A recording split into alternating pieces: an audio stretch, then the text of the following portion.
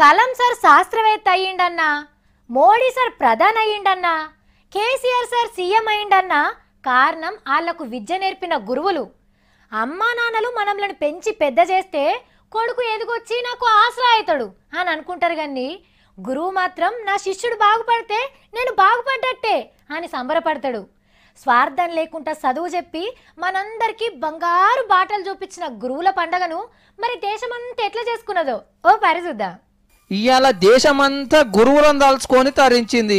చిన్నోళ్ళు పెద్దోళ్ళందరూ గురువుల గొప్పతనం చెప్పుకుంటా అంతటా పండుగ లెక్కనే చేసుకున్నారు. మన సర్కారు కూడా రవీంద్ర భారతిలో గురు పూజోత్సవం సంబురంగా జరిపింది.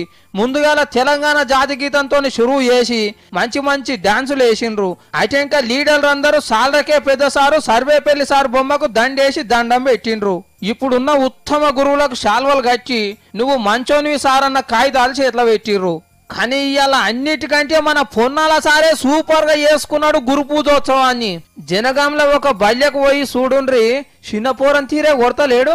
ఇగో గిట్లా మళ్ళోసారి చిన్న పిల్లగాడయ్యి అక్కడ గురువులందరికీ సన్మానం చేసి అప్పటి గురువులను యాద్ చేసుకున్నాడు.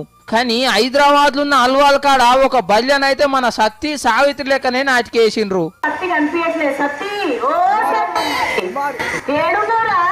అక్క అక్కడ మ్యాగీ చచ్చిపోయిందట హైదరాబాద్ లో. ఒకటే లొల్లి అక్క. లొల్లా? మ్యాగీ చచ్చిపోయిందా? అయ్యో మ్యాగీ అంటే ఫిలిం యాక్టరా?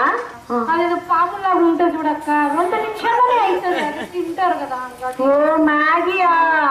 అయ్యో మ్యాగీయా? నేను కూడా 2 నిమిషాలలో మా ఆయనకు మా పిల్లలకు వండి పెట్టేదాన్ని. చూసిండ్రు కదా, గురువుల పండుగలో కూడా గిట్లా తీన్మార్లు యాద్ చేసుకున్నందుకు వీళ్ళకి దండం పెట్టి దునియా గురువులందరికీ మళ్ళోసారి శుభాకాంక్షలు చెప్తాం.